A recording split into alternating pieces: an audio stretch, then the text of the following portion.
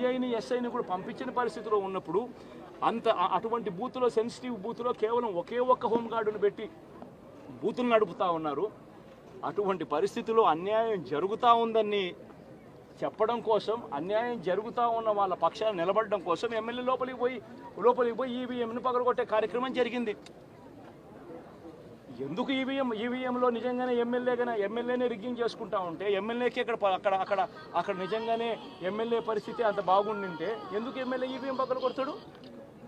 అక్కడ పరిస్థితి బాగలేదనే కదా, అన్యాయం చేస్తూ ఉన్నారనే కదా. అక్కడికి పోయినప్పుడు అన్యాయం చూశాడు కాబట్టే కదా ఈవీఎం పగలగొట్టాడు. ఆ ఈవీఎం ఏదైతే పగలగొట్టిన కేసులు ఏదవుతుందో తనకు బెయిల్ వచ్చింది. ఈరోజు తాను బెయిల్ అక్కడ లోపల ఉన్నది ఈవీఎం పగలగొట్టిన కేసులో కాదు, తను లోపల ఉన్నది ఈవీఎం పగలగొట్టిన కేసులో. అన్యాయం జరిగింది అని చెప్పి, అన్యాయం జరుగుతూ ఉన్న పరిస్థితిలో ఎమ్మెల్యే అక్కడికి పోయి అడ్డుకునే కార్యక్రమంలో జరిగింది అని చెప్పి కోర్టులు కూడా గుర్తించాయి కాబట్టి తనకు బెయిల్ వచ్చింది. కానీ మళ్ళీ ఆ తర్వాత ఏం జరిగింది? ఆ ఇన్సిడెంట్ జరిగిన 10 రోజుల తర్వాత, ఆ ఇన్సిడెంట్ జరిగిన 10 రోజుల తర్వాత అంటే మే 23వ తారీఖున ఎమ్మెల్యే అక్కడికి వెళ్ళి హత్యాయత్నం చేశాడట. అదే పోలింగ్ బూత్లో హత్యాయత్నం చేశాడంట. ఎవడన్నా బుద్ధునోడు ఎవడన్నా నమ్మదానికి ఉందయ్యా? ఎవడన్నా ఎమ్మెల్యే అనేవాడు అక్కడికి పోయినప్పుడు వాళ్ళు చేస్తూ ఉన్న రిగ్గింగు, ఎమ్మెల్యే దానికి అడ్డుకునే కార్యక్రమం చేస్తూ ఉంటే ఎమ్మెల్యే అక్కడికి పోయి ఎమ్మెల్యే హత్యాయత్నం చేస్తాడా? చెప్పడానికైనా హద్దు పొద్దు ఉండాలి కదా. 10 రోజుల తర్వాత ఎమ్మెల్యే హత్యాయత్నం చేశాడని చెప్పి కేసు పెడతారు 10 రోజుల తర్వాత. ఇప్పుడు నిజంగానే అటువంటి ఇన్సిడెంట్ జరిగిందంటే సిట్టు 17వ తారీఖు నుంచి మే 17వ తారీఖు నుంచి 20వ తారీఖు లోపల మధ్యలో ఇచ్చిన రిపోర్ట్లో ఆ సిట్లో అది చెప్పాలి కదా, ఇట్లా జరిగింది, ఎమ్మెల్యే అనే వ్యక్తి హత్యాయత్నం చేసే కార్యక్రమం చేశాడు అని చెప్పి రావాలి కదా. మరి ఎందుకు సిట్ రిపోర్ట్లో రాలేదు? ఈ రకంగా ఒక మనిషిని కేవలం 4 సార్లు ఎమ్మెల్యే తాను 2000 కన్సిస్టెంట్గా 4 సార్లు ఎమ్మెల్యే గెలిచాడు. 2009లో గెలిచాడు, 2011లో గెలిచాడు, 2014లో గెలిచాడు, 2019లో గెలిచాడు. ఒక మనిషి కన్సిస్టెంట్గా 4 సార్లు ఎమ్మెల్యేగా గెలుస్తూ వస్తున్నాడు అని అంటే ఆ మనిషి మంచోడు కాబట్టి గెలుస్తూ వచ్చాడు, ఆ మనిషి మంచోడు కాబట్టి ప్రజలు ఆశీర్వదిస్తూ వచ్చారు. అటువంటి వ్యక్తిని తీసుకొని వచ్చి తప్పుడు కేసులలో ఈ మాదిరిగా బిగించడం ఎంత మటుకు ధర్మం?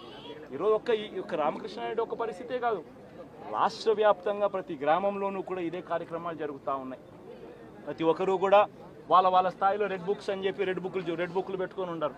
చంద్రబాబు నాయుడు స్థాయిలో చంద్రబాబు నాయుడు ఒక రెడ్ బుక్, లోకేష్ స్థాయిలో లోకేష్ ఒక రెడ్ బుక్, ఎమ్మెల్యే స్థాయిలో ఎమ్మెల్యే ఒక రెడ్ బుక్, మండల స్థాయిలో మండల నాయకుడు ఒక రెడ్ బుక్, గ్రామ స్థాయిలో గ్రామంలో ఇంకో రెడ్ బుక్, గ్రామ స్థాయిలో ఇంకో నాయకుడు, గ్రామ స్థాయిలో ఇంకో రెడ్ బుక్లలో పెట్టుకొని ఏం చేస్తూ ఉన్నారు? అతి దారుణంగా అన్యాయంగా ఆస్తులు ధ్వంసం చేస్తూ ఉన్నారు. రాష్ట్రం మొత్తం దాన్ని చూస్తూ ఉంది, కానీ ఎవడు మాట్లాడడం లేదు. దొంగ కేసులు పెడతా ఉన్నారు, పోలీసులు ప్రేక్షక పాత్ర పోషిస్తూ ఉన్నారు. దొంగ కేసులు పెడతా ఉన్నారు, వాళ్ళే కొడతారు, మన ఇటువైపున కేసులు పెడతా ఉన్నారు. రాష్ట్రం మొత్తం ఇది చూస్తూ ఉంది. చీని చెట్లు నరికేస్తూ ఉన్నారు, ఆస్తులు ధ్వంసం చేస్తూ ఉన్నారు, కనిపిస్తూ ఉంది. ఎమ్మెల్యేలు ఏకంగా జేసీబీల మీద పొక్లేన్ల మీద ఎమ్మెల్యేలు స్వయంగా తీసేసి ఏకంగా పోయి బిల్డింగులు పగలగొట్టే కార్యక్రమాలు చేస్తూ ఉన్నారు. ఇంతటి దారుణంగా నిజంగా చేస్తూ ఉన్నారు అని అంటే ఎల్లకాలం ప్రభుత్వం మీది కాదు, ఎల్లకాలం రోజులు మీయే ఉండవు చంద్రబాబు, అది గుర్తుపెట్టుకో. మీ పాపాలు పండుతూ ఉన్నాయి వేగంగా. ప్రజలు దీన్ని క్షమించని పరిస్థితి లేక వస్తారు. ఖచ్చితంగా మీకు బుద్ధి చెప్పే పరిస్థితులు రోజులు కూడా ఉంటాయి. చేతనైతే మంచి చేయండి, మంచి చేసి ప్రజల మనసులు గెలుచుకుని ఓట్లు ప్రజల మనసుల్లో స్థిరస్థాయిగా నిలబడే కార్యక్రమం చేయండి. కానీ తప్పుడు రాజకీయాలు ఈ మాదిరిగా నువ్వు ఒక్కరివే చేస్తావు అనుకుంటా ఉన్నావు. ఇదే మాదిరిగా కొనసాగితే రాష్ట్రంలో ఒక తప్పుడు సాంప్రదాయానికి నువ్వు నాంది పలుకుతా ఉన్నావు. నువ్వు వేసే ఈ బీజం, నువ్వు వేసే ఈ తప్పుడు సాంప్రదాయం, రేపొద్దున నువ్వు వేసే ఈ బీజం చెట్టు అవుతుంది. రేపొద్దున నువ్వు ఏదైతే ఇత్తుతావో అదే పండుతుంది. రేపొద్దున మళ్ళీ మీ గ్రామాలలో మీ కార్యకర్తలకు ఇదే పరిస్థితిని ఇదే మాదిరిగానే మళ్ళీ జరిగే కార్యక్రమాలు కూడా జరుగుతాయి. అటువంటి తప్పుడు సాంప్రదాయాలు దయచేసి ఇప్పటికన్నా ఆపండి. నాయకులుగా ఉన్న మనలాంటి వాళ్ళం ఇలాంటివి ప్రోత్సహించకూడదు. ఇలాంటివి ఎవరు తప్పు చేసినా తప్పు అని చెప్పే కార్యక్రమం నాయకులుగా మనం చెయ్యాలి. కానీ దగ్గరుండి ఈ మాదిరిగా ప్రోత్సహించడం అతి దుర్మార్గమైన కార్యక్రమం. దయచేసి దీనికి ఫుల్ స్టాప్ పెట్టే కార్యక్రమం ఖచ్చితంగా చెయ్యండి చంద్రబాబు అని చెప్పి సందర్భంగా మరొక్కసారి చంద్రబాబును ఈసారి హెచ్చరిస్తున్నామని కూడా చెప్తా ఉన్నాం. ఈసారి కోరడం లేదు, హెచ్చరిస్తున్నామని కూడా చెప్తా ఉన్నాం. ఇదే మాదిరిగా జరుగుతూ పోతూ ఉంటే మాత్రం ఎవరైనా కూడా ఊరుకునే కార్యక్రమం జరగదు, రియాక్షన్ అనేది ఖచ్చితంగా ఉంటుందని కూడా చంద్రబాబు నాయుడు సందర్భంలో గట్టిగా చెప్తారు. నెల రోజులైంది, చాలా మంది కార్యకర్తలు కూడా ఇబ్బంది పడిన పరిస్థితి. కార్యకర్తలను వదిలేసి ఈ రోజు భారత రాజ్యాంగ వ్యవస్థని నిర్వీర్యం చేసే విధంగా